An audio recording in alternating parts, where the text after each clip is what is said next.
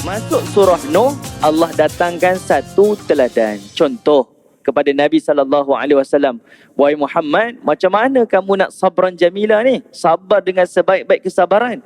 Maka Allah datangkan kisah Nuh AS, yang mana Nabi Nuh berdakwah kepada kaum dia adalah alfasanah, iaitu 1000 tahun ila khamsina ammah, melainkan 50 tahun. Artinya Allah nak kata usia dakwah Nabi Nuh ni adalah mencecah hampir 1000. Bismillahirrahmanirrahim.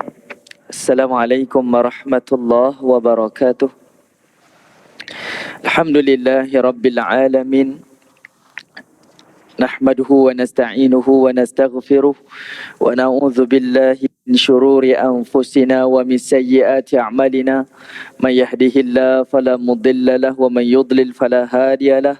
Asyhadu an la ilaha illallah wahdahu la syarika lahu wa asyhadu anna Muhammadan abduhu wa rasuluh.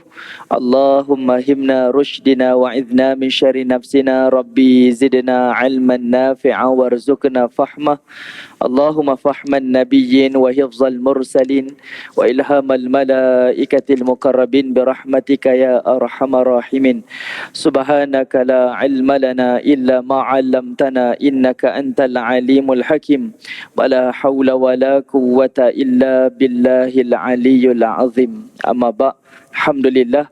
Pertamanya kita syukur pada Allah Subhanahu wa taala di atas kesempatan yang Allah izinkan kepada kita pada pagi ini. Sama-sama kita berada di dalam rumah Allah dan juga berada di dalam majlis ilmu. Moga-moga Allah Ta'ala melimpahkan kebaikan demi kebaikan, kerahmatan, ketenangan dan juga keberkatan dalam kehidupan kita.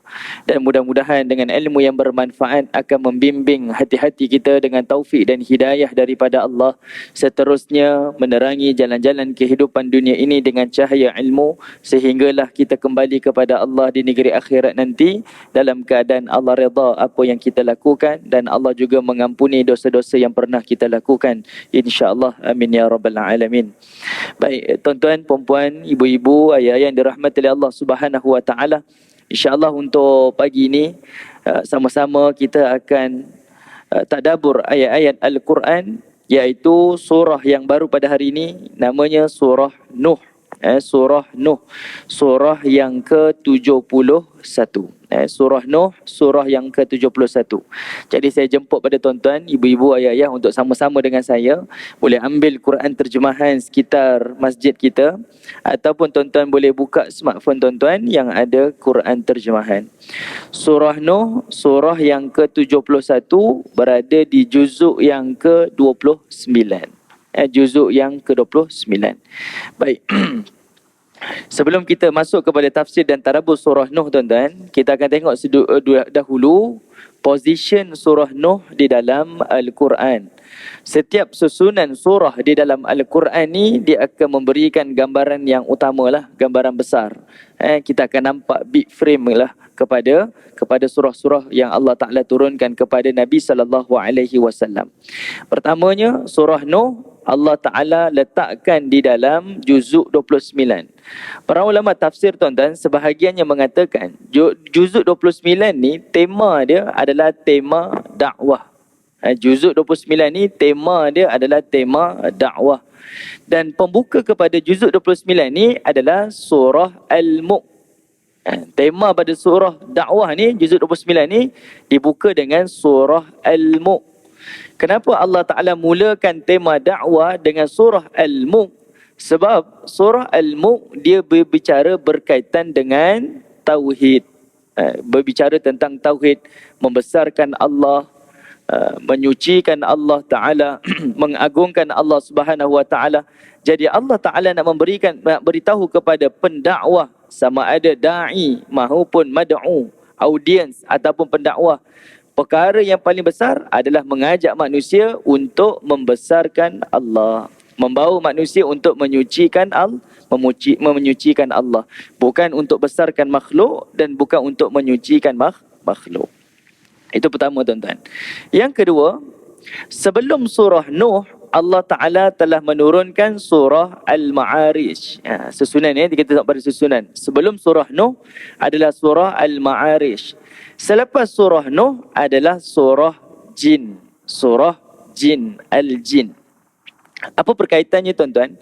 Sebelum surah Nuh, Allah Ta'ala bercerita berkaitan tentang ada manusia yang meminta agar diturunkan azab. Allah kata apa? Sa'ala sa'ilun bi'azabin waqi'. Tuan-tuan tengok pada surah Al-Ma'arij ayat pertama tu. Ada seseorang yang telah datang meminta azab yang bakal akan terjadi. Allah Ta'ala sebut tentang ada orang meminta azab, agar diturunkan azab. Lalu tuan-tuan, pada ayat pertama tu Allah menyebut dalam bentuk individu. Sa'ilun, ada seseorang yang meminta. Ni individu. Artinya apa tuan-tuan? Manusia ni dia bermula daripada melakukan dosa secara individu. Tetapi kesan dia melakukan dosa tu, dia akan merosakkan, boleh jadi bangsa, boleh jadi negara dan boleh jadi dunia. Sebab itu selepas surah Al-Ma'arij, bila Allah Ta'ala cerita dalam surah Nuh, Allah kata apa? Inna arsalna Nuhan ila qaumih. Sesungguhnya kami mengutuskan Nuh kepada kaumnya. Allah sebut perkataan kaum dekat situ. Boleh jadi yang melakukan dosa ni seorang, tapi dia punya kesan dia boleh jadi terjadi kepada satu bangsa. Dan ini bercerita tentang Nabi Nuh. Dia berlaku pada bangsa, dakwah dia pada bangsa dia. Tapi Nabi SAW, umat dia adalah satu dunia, satu alam ni adalah umat Nabi SAW. Yang kedua tuan-tuan, kalau tuan-tuan tengok pada surah Al-Ma'arij ayat yang kelima, Allah Ta'ala kata apa? Fasbir sabran jamila. Antara tema dakwah dekat sini adalah kata Allah Subhanahu Wa Ta'ala, maka bersabarlah dengan sabar yang paling jamil. Jamil ni kalau kita terjemah sebagai cantik lah. Tapi macam mana jamil dekat sini? Sabran jamil artinya kesabaran yang paling terbaik. Orang beri kita cacian, orang kutuk kita, orang mengata kita, kita tetap membalas yang paling terbaik. Baik, kenapa penting ayat ni tuan-tuan? Sebab kebiasaannya pendakwah, dan pendakwah ni jangan kita sempitkan skop dia pada orang yang belajar agama dan orang yang menyampaikan agama. Sedangkan pendakwah ini adalah sesiapa yang mengucapkan kalimah la ilaha illallah. Kita semua ni tuan-tuan, semuanya adalah da'i, menyampaikan dakwah kepada orang lain. Tengok respon orang Islam hari ini tuan-tuan. Datangnya cacian, kutukan, makian.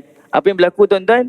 Kita lemparkan semula dengan kutukan dan cacian. Kita mengata pula. Kita balas dengan yang lebih buruk lagi. Sedangkan tema kepada pendakwah orang mukmin ini adalah sabran jamila.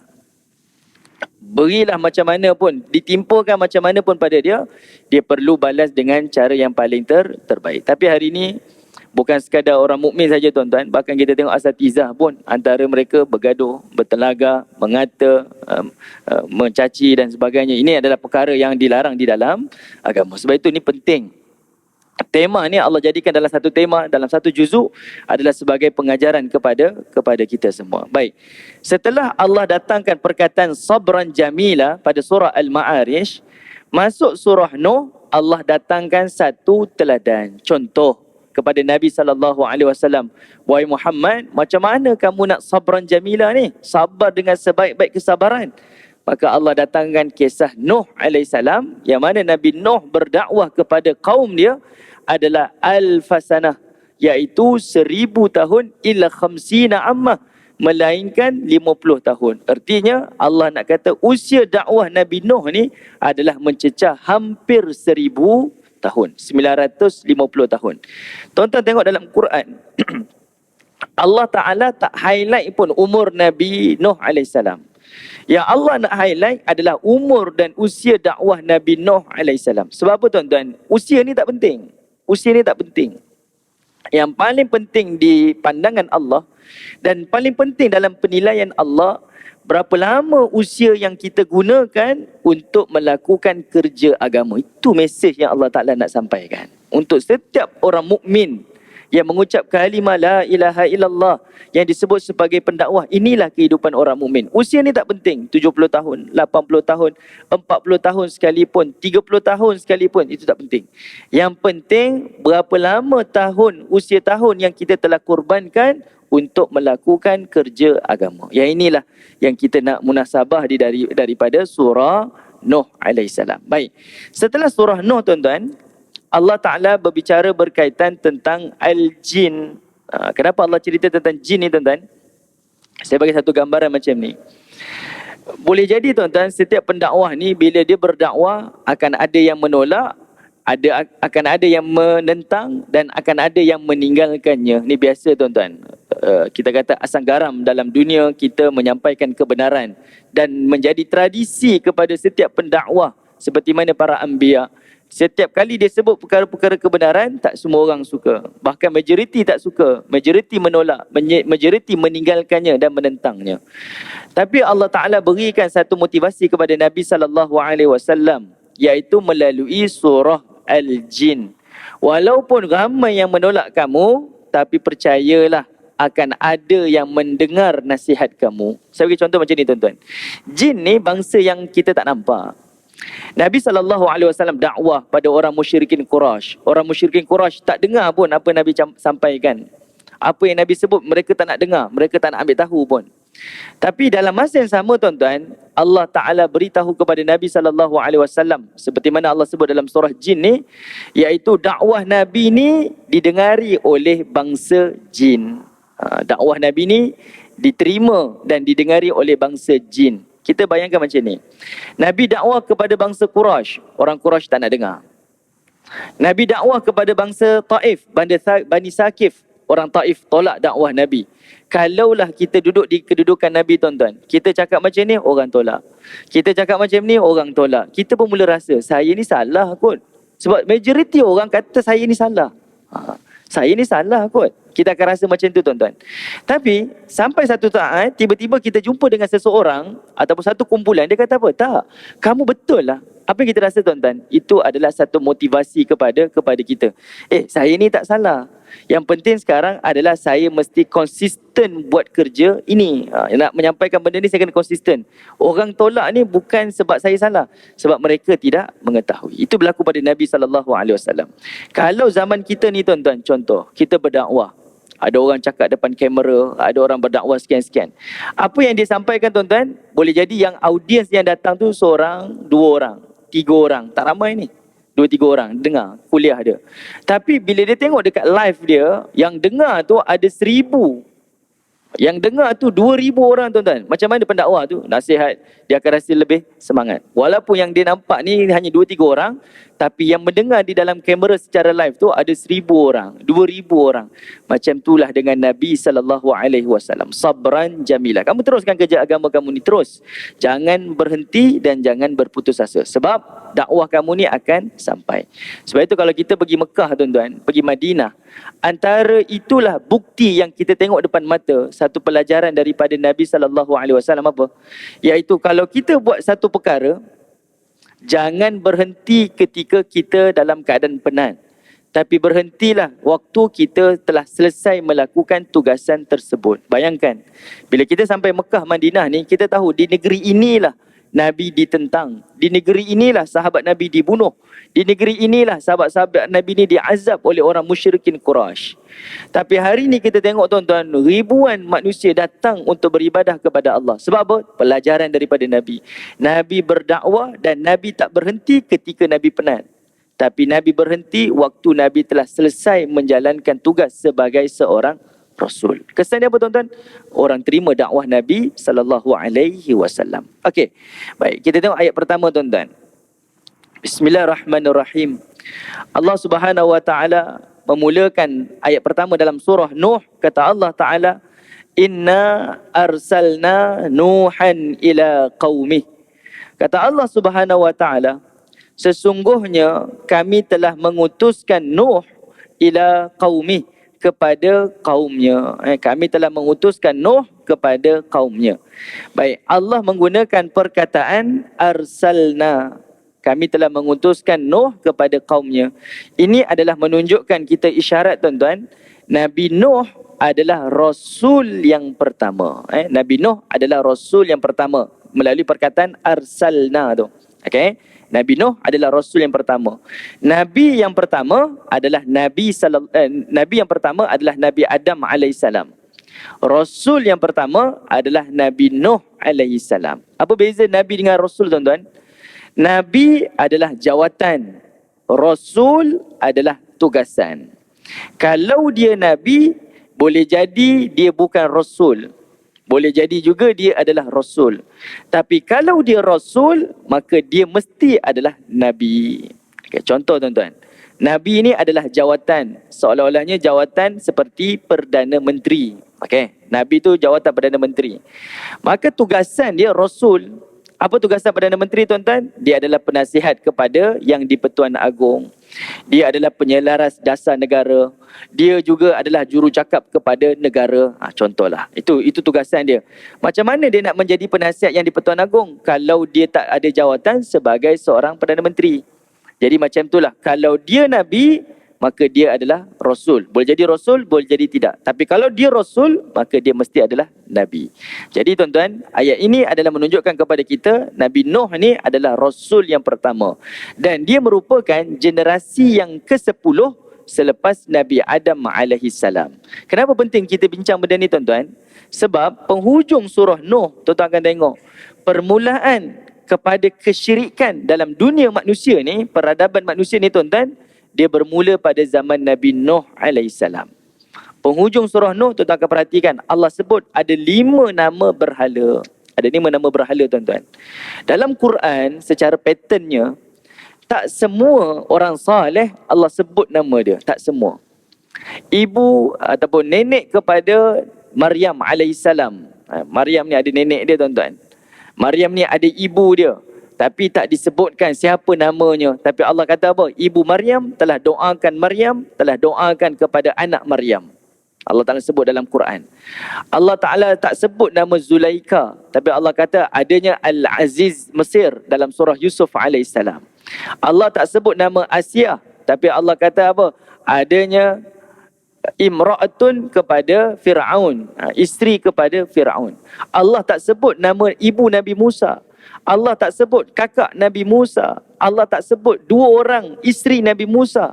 Tapi semua tu Allah rakam dalam Quran. Allah sebut hanya meletakkan watak wanita. Tapi berhala dekat sini Allah highlight 5 nama dia. Sekian.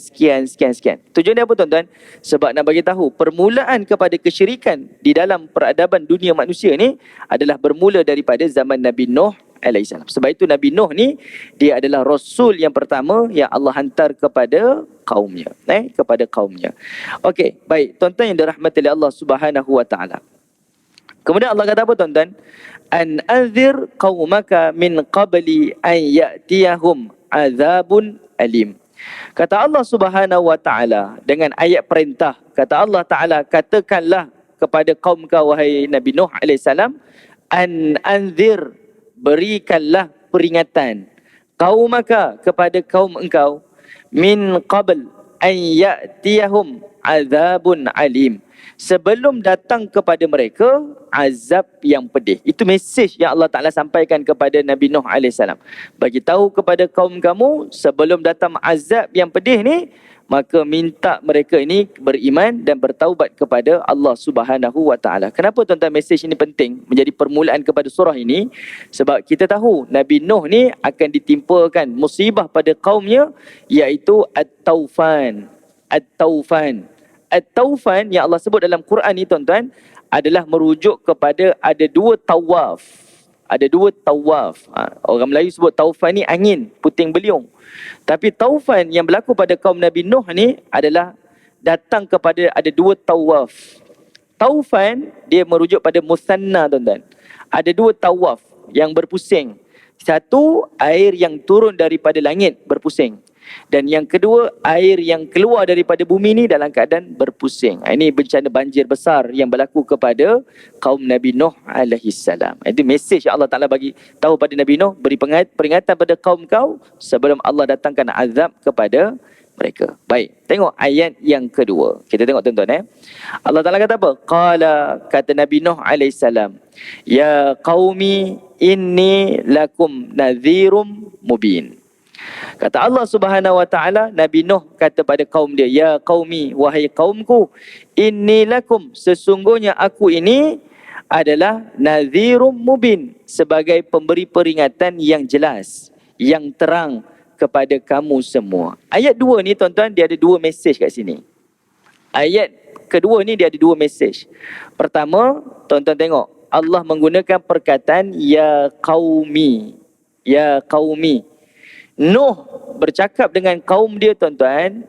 Nuh menggunakan perkataan ya qaumi, wahai kaumku. Dia sebut wahai kaumku. Artinya dia memanggil dengan panggilan penghormatan. Panggilan penghormatan. Dia rasa walaupun kaumnya musyrik, tuan-tuan, tak beriman kepada Allah, tapi dia merasakan ini keluarga dia, wahai kaumku. Dia tak kata wahai orang musyrik, wahai orang kafir, wahai sekian. Tak, tuan-tuan. Tetapi dia memanggil dengan perkataan ya qaumi, wahai kaumku. Nak tunjuk level Nuh AS dengan kaum dia sama, tidak ada perbezaan. Dan ini adalah isyarat kepada dakwah ni mesti dengan kasih sayang. Dakwah ni mesti dengan kasih sayang. Dan dakwah ini adalah dengan penghormatan. Kita tak ada kuasa, tuan-tuan. Kamu ni ahli neraka, kamu ni tak. Itu bukan kerja kita. Bahkan, tuan-tuan, dalam hadis-hadis Nabi SAW, Allah Ta'ala mengancam, mengazab orang yang mengambil kerja Allah Subhanahu Wa Ta'ala. Ada satu hadis, tuan-tuan. Dalam satu hadis ni yang disebutkan dalam riwayat Al-Imam Muslim. Cerita tentang, kata Nabi SAW, berlaku pada bangsa Bani Israel. Ada dua orang lelaki ni dia bersaudara. Seorang ni mukmin, ahli ibadah, dan seorang lagi ni adalah ahli maksiat. Seorang beriman, seorang lagi ni ahli maksiat. Setiap kali ahli maksiat ni buat maksiat, orang mukmin ni kata apa? Dia kata tinggalkanlah maksiat. Dia kata tinggalkan maksiat, cukuplah, tinggalkan maksiat. Dia sebut, tuan-tuan, kalau tuan-tuan perhatikan dalam hadis Nabi ni, Nabi sebut dengan satu perkataan yang simple je. Nak bagi tahu kawan yang nasihat ni dengan nasihat yang kita istilahkan apa, tuan-tuan? Tak beletih lah, tuan-tuan. Dia cakap terus je. Taubatlah. Kembalilah kepada Allah Ta'ala. Mudah je. Tapi satu hari, tuan-tuan, kawan yang ni melakukan maksiat, lalu kawan yang melakukan maksiat ini dinasihati oleh kawan dia tinggalkan maksiat, dan dia pun marah. Dia kata apa? Sudahlah, kamu tinggalkan aku dengan Tuhan aku, dan kamu dengan amal kamu. Sebabkan dia respon macam tu, tuan-tuan, kawan yang ahli ibadah ni kata apa? Kamu ni Allah tak akan maafkan, dan Allah tak akan masukkan kamu ke dalam syurga Allah. Nabi SAW kata apa? Di hari akhirat, orang yang melakukan maksiat itu Allah masukkan ke dalam syurga, dan orang yang melakukan ibadah itu yang mengatakan kamu ni masuk neraka, kamu ni tak diampunkan oleh Allah, Allah kata apa? Itulah orang yang akan masuk ke dalam neraka Allah Subhanahu Wa Ta'ala. Okay. Di sini menunjukkan bagi kita isyarat, bila berdakwah, tuan-tuan, letakkan paras dia adalah paras kasih sayang. Dan mesti adanya penghormatan kepada audiens kita. Inilah namanya sabran jamil. Okay? Kita berdakwah dengan kesabaran yang paling terbaik. Yang kedua, tuan-tuan, Allah Ta'ala sebut di sini, Nabi Nuh AS kata apa? Inni lakum nadhirum mubin. Sesungguhnya aku ini adalah pemberi peringatan yang nyata. Dakwah ini mesti dilakukan secara terang-terangan, bukan melakukan secara sembunyi-sembunyi. Sebab itu, bila nak kenal seorang guru yang mursyid dan seorang guru yang benar, tuan-tuan, perkara yang paling asas sekali ada dua perkara. Pertama, guru itu mesti membawa mad'u dia, audiens dia untuk besarkan Allah, bukan untuk besarkan dia. Bila kita duduk dalam satu halaqah ilmu, tuan-tuan, guru ni asyik cerita pasal dia je. Saya ni. Tuan-tuan tinggalkan, tuan-tuan. Sebab apa? Itulah bibit-bibit awal kepada ajaran sesat. Tuan-tuan boleh tengok. Tanda-tanda ajaran sesat ni mana-mana. Jabatan Agama Islam Selangor pun keluarkan, tuan-tuan. Selalunya adalah apa? Guru ni lah anak kunci syurga. Guru ni lah. Tuan-tuan tinggalkan. Sebab setiap guru yang mursyid membawa dia punya pelajar dia, murid dia adalah untuk membesarkan Allah, bukan untuk membesarkan dia. Untuk mencintai Nabi, bukan untuk mencintai dia. Itu benda yang paling terang yang Allah Ta'ala sebutkan. Yang kedua, dakwah ni mesti dilakukan secara terbuka, terang-terangan. Okay? Bukan kalau kamu nak ni, kamu kena datang secara personal. Malam sekian ni kita nak belajar ni, benda ni. Tak, tuan-tuan. Ilmu ni ataupun dakwah ni mesti dilakukan secara terbuka. Ataupun dia kata macam ni, kalau nak dapat ilmu ni, kena datang seminar saya. Ni tuan-tuan, ni jual package ni. Tuan-tuan pernah jumpa kan?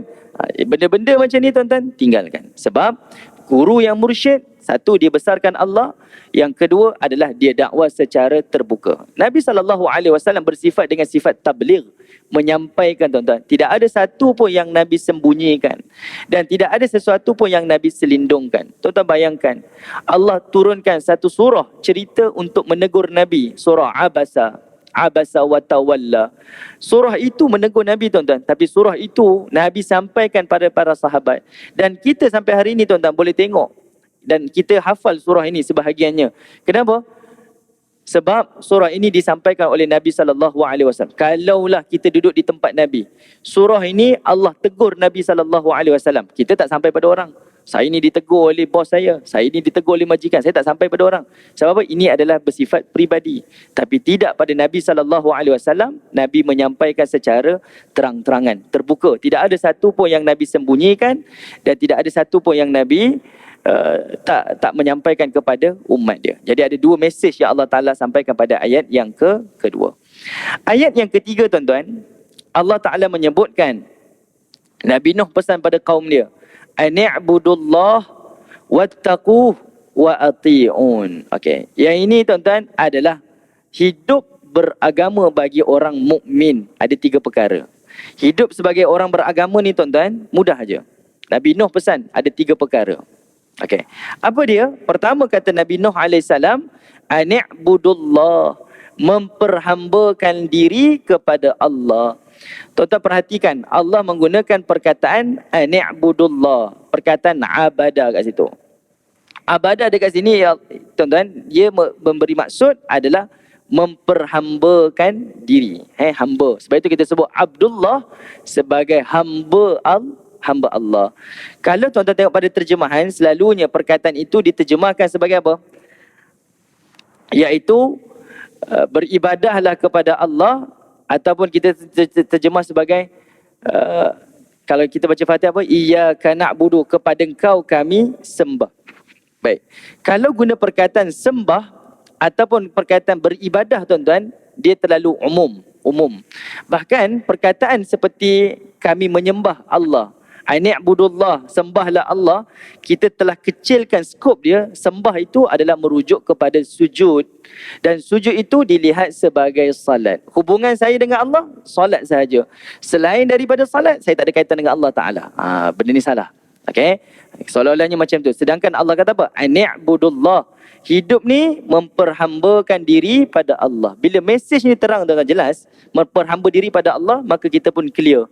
Saya hidup ni memperhamba diri pada Allah. Saya berkahwin ni sebab memperhamba diri pada Allah. Saya bekerja ni memperhamba diri pada Allah. Saya berniaga ni memperhamba diri pada Allah.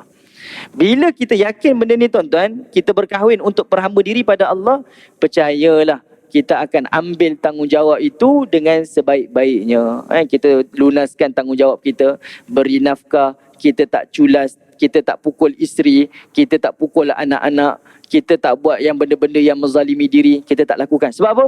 Saya bernikah ni, berkahwin ni adalah untuk memperhamba diri pada Allah.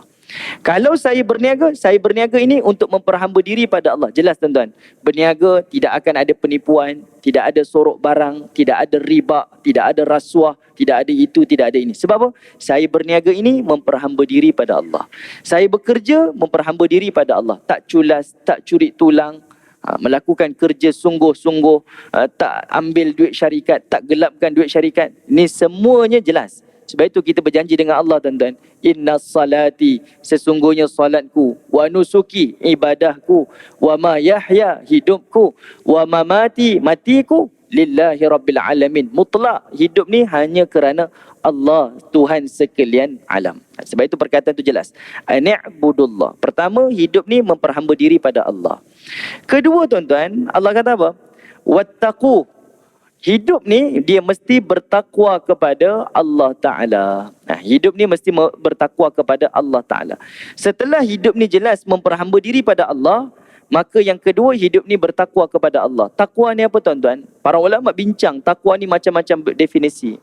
Salah satu definisi ni, takwa ni adalah jaga hubungan dengan Allah, jaga juga hubungan dengan manusia.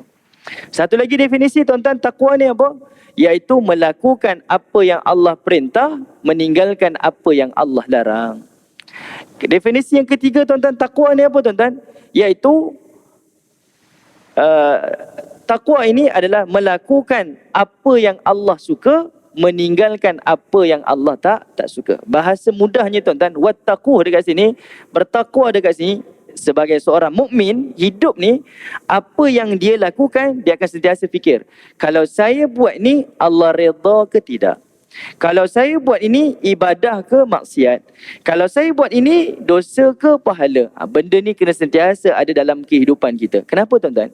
Sebab hari ni kita hidup dalam dunia yang kalau kita nak buat sesuatu, kita akan fikir apa orang kata. Kalau saya buat majlis macam ni, nanti apa saudara kata? Kecil-kecil mesti kata, ni. Kalau saya nak beli telefon ni, nak beli kereta ni, apa kawan-kawan kata? Kalau saya kerja macam ni, apa keluarga kata? Kita hanya fikir apa orang kata, apa orang kata. Orang mukmin tak macam tu tuan-tuan. Orang mukmin, apa yang dia buat, dia akan fikir apa yang Allah kata. Allah redha ke tidak? Dosa ke pahala? Ibadah ke maksiat? Itulah namanya takwa. Itu namanya takwa. Dan yang ketiganya tuan-tuan, Allah kata apa? Wa ati'un, dan taatlah kepada aku. Baik, ucapan ni tuan-tuan, ayat ketiga ni, ini adalah ucapan Nabi Nuh alaihissalam. Ucapan dia kepada kaum dia. Jadinya wa ati'un dekat sini adalah merujuk kepada setelah kita memperhamba diri pada Allah, setelah kita bertakwa kepada Allah, yang ketiga iaitu mengikut jalan Rasul. Mengikut jalan Rasul. Macam mana nak memperhamba diri pada Allah? Macam mana saya nak bertakwa kepada Allah? Tidak ada pilihan tuan-tuan, melainkan mesti mengikut jalan Rasul. Sebab jalan Rasul inilah membawa kita kepada jalan mengenal Allah Ta'ala. Okay? Sebab itu didatangkan Rasul-Rasul ni, tujuan dia apa tuan-tuan? Untuk kita ni copy and paste. Tiru bulat-bulat tuan-tuan. Tiru sahaja apa yang para Rasul ni lakukan, maka selamatlah dunia dan juga selamatlah hari akhirat. Jadi 3 mesej ni Allah Ta'ala highlight pada ucapan Nabi Nuh alaihissalam. Sebab apa? Inilah kerja pendakwah. Inilah kerja pendakwah. Okey? 3 benda ni mesej yang terang-terangan. Satu, kita orang mukmin ikut 3 benda ni. Dan kalau kita sebagai pendakwah tuan-tuan menyampaikan kepada orang lain, 3 ini adalah perkara yang paling asas, teras, dasar kepada dakwah. Baik. Ayat keempat tuan-tuan. Saya berhenti pada ayat keempat. Lalu kata Allah Subhanahu wa taala, Nabi Nuh pun menyebutkan, yaghfir lakum min dhunubikum wa yuakhirkum ila ajalim musamma. Ada 2 perkara kat situ Allah sebut. Nabi Nuh kata apa?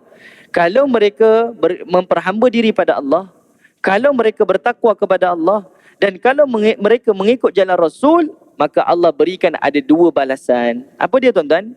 Pertama kata Allah, yaghfir lakum min dhunubikum. Allah akan ampunkan dosa-dosa yang kamu lakukan. Baik. Tuan-tuan perhatikan kalimah min dekat situ tuan-tuan. Ada kalimah min. Yaghfir lakum min dhunubikum. Ada min dekat situ. Min dekat sini tuan-tuan, di dalam bahasa Arab, min ni memberi maksud yang sangat banyak. Okay, lebih kurang ada 11 maksud min sahaja. Min ada 11 maksud. Min ni dalam ilmu nahwu dan saraf ni tuan-tuan disebut sebagai harfu jar. Okay, harfu jar. Kalau dalam bahasa Inggeris disebut ni preposition lah. Okay, ini salah satu ilmu dari sudut bahasa. Baik, apa fungsi min dekat sini tuan-tuan? Kalau kita tengok dalam ilmu nahwu saraf, min boleh jadi at-tab'id. Min dia boleh menjadi at-ta'lil. Min boleh menjadi al-isti'la. Min boleh jadi az-zaidah. Min juga boleh menjadi al-qasam. Ini banyak bentuk. Tapi nak mudah faham tuan-tuan, para ulama tafsir menyebutkan min dekat ayat nombor 4 ni dia ada 3 maksud. Dia ada 3 maksud tuan-tuan. Min yang pertama disebut sebagai min at-tab'id, iaitu merujuk kepada sebahagian. Kalau secara literal, min ni diterjemahkan sebagai daripada. Tapi tuan-tuan, bila kita kategorikan sebagai tab'id yang dipegang oleh Al-Hafiz Ibn Kathir tuan-tuan, dia kata apa? Tab'id dekat sini artinya sebahagian. Sebab itu kita terjemah apa? An-nazafatu minal iman. Kebersihan itu bukan daripada iman. Kebersihan itu adalah separuh daripada iman. At-tab'id, sebahagian ataupun separuh. Okay, itu perkataan min dekat situ. Jadi dekat sini bila kita terjemahkan, bila kamu bertakwa, memperhamba dan mengikut para Rasul, Allah akan ampunkan dosa kamu. Dosa yang macam mana tuan-tuan? Perkataan min tu memberi mesej, iaitu merujuk kepada separuh dosa yang kita lakukan. Apa dosa yang separuh tu tuan-tuan? Dia merujuk kepada dosa-dosa yang besar. Okey, dosa-dosa besar yang kita lakukan, dia akan menghapuskan dosa-dosa kita. Hanya kerana kita memperhamba kepada Allah, bertakwa kepada Allah, mengikut para rasul. Okey, dengan asbab ini kita dapat menghapuskan, mengampunkan dosa-dosa yang besar. Itu kalau berpegang kepada tabi'in, seperti mana Al-Hafiz Ibnu Katsir. Tapi kalau kita mengikut Ibnu Jarir At-Tabari, ilmu ulama tafsir juga, At-Tabari kata apa tuan-tuan? Tak. Perkataan min dekat sini adalah merujuk kepada al-ain, dia kata. Al-ain. Al-ain artinya apa? Min di sini adalah membentuk menyeluruh. Semua dosa yang kita lakukan, semua Allah maaf dan ampunkan. Semuanya Allah gugurkan. Hanya sebab hidup ni adalah memperhamba diri pada Allah, bertakwa kepada Allah, mengikut para rasul. Okey, itu yang nombor 2, al-ain. Ketiga tuan-tuan, disebut sebagai az-zaidah, ada penambahan. Maksudnya apa?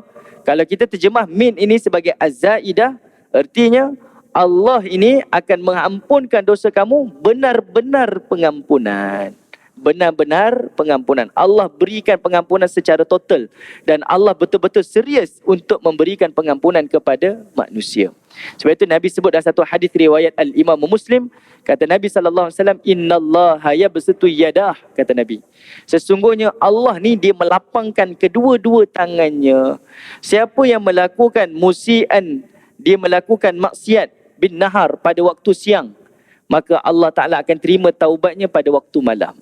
Siapa yang melakukan maksiat pada waktu malam, Allah lapangkan tangannya pada waktu siang untuk memberikan pengampunan kepada hamba yang datang bertaubat kepada Allah Subhanahu wa Ta'ala. Ini mesej yang Allah Ta'ala nak sampaikan. Siapa yang benar-benar melakukan ini, Allah beri pengampunan. Mesejnya apa tuan-tuan dalam ilmu dakwah ni? Allah ni memberi harapan kepada manusia. Allah sentiasa memberi harapan kepada manusia untuk kembali bertaubat kepada Allah. Kerja pendakwah bukan menghukum tuan-tuan. Kerja pendakwah ni dia adalah connecting. Kita nak menghubungkan manusia ni. Lepas kita menghubungkan, baru ada correcting, memperbetulkan. Ni tidak tuan-tuan, baru datang je kita dah cantah dah. Kamu ni kalau macam ni pakai seluar pendek datang masjid, susah nak cakap lah, ke neraka lah ni. Orang tak kata ke neraka, ke Melaka sekarang ya. Ke Melaka kamu ni. Kita mesej kita hari ni macam tu tuan-tuan. Bila sebut cerita dakwahnya orang takut. Sebab apa? Mesejnya keras. Sedangkan agama ni dengan pendekatan kasih sayang. Tapi kita pula berpahaman sekarang. Sekarang ni ustaz, tak boleh cakap lemah lembut. Orang tak dengar. Orang memang jahat. Memang takkan dengar cakap lemah lembut ni. Memang cakap kasar-kasar. Itu pendakwah sekarang. Tak tuan-tuan, tidak. Dulu Nabi Musa AS, Nabi Harun AS dihantar oleh Allah berdakwah kepada Fir'aun. Apa kata Allah Ta'ala? Faqulallahu qawlan layyina. Weh, kamu dua Nabi, jumpa dengan Fir'aun, cakap kepada Fir'aun qawlan layyin, bahasa yang lemah lembut.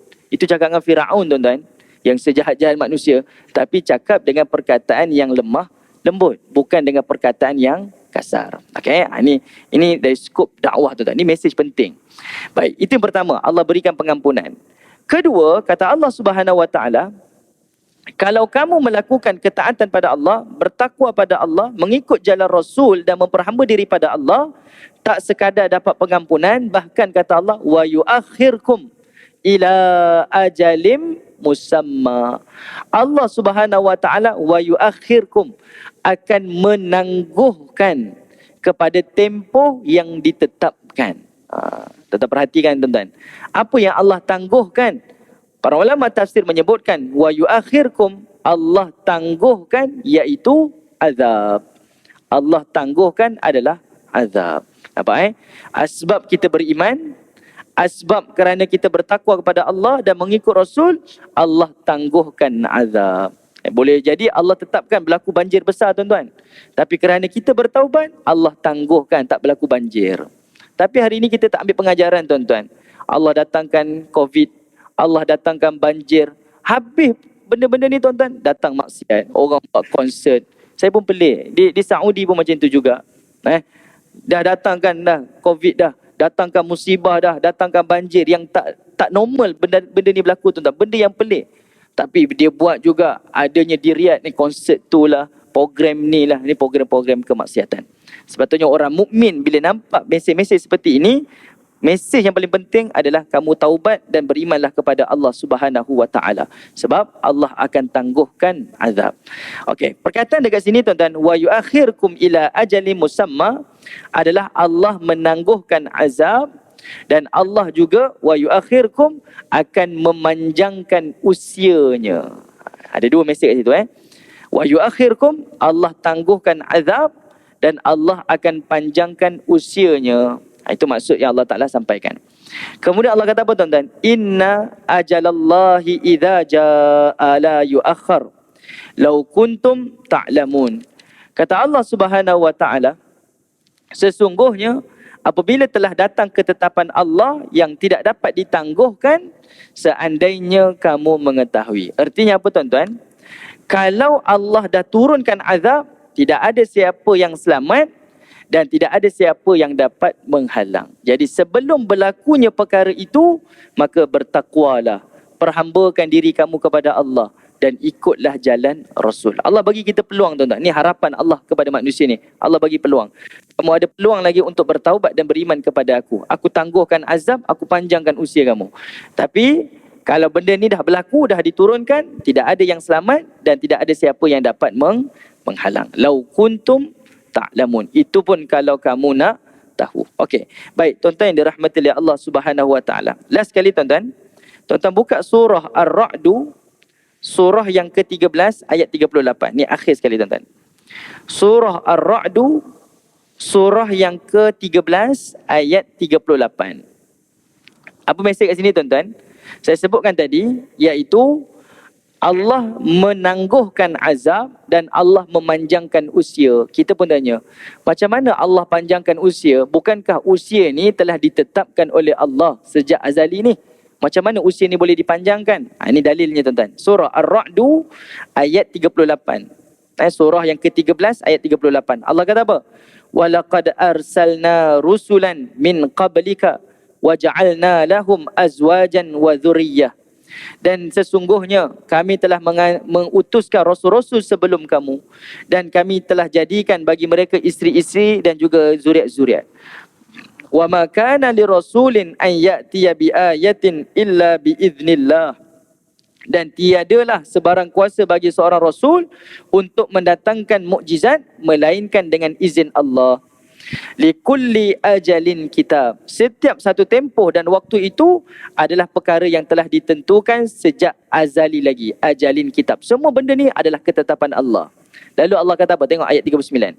Yamhullahu ma yasha wa yuthbit, kata Allah. Wa yamhullah, Allah boleh hapuskan apa suratan yang dia tetapkan.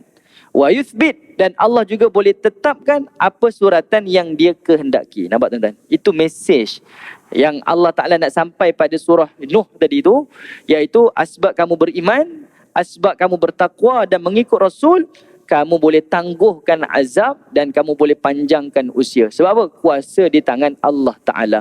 Allah boleh hapuskan suratan dia dan Allah boleh tetapkan suratan dia. Wa indahu ummul kitab, kata Allah Subhanahu wa taala, dan sesungguhnya semuanya itu adalah ummul kitab, suratan-suratan yang telah ditetapkan oleh Allah Subhanahu wa taala. Okey, baik tuan-tuan yang dirahmati Allah, kita berhenti pada ayat yang keempat. Insya-Allah kita akan jumpa lagi pada kesempatan yang akan datang untuk ayat-ayat yang berikutnya. Wallahu taala a'lam. Assalamualaikum warahmatullahi wabarakatuh.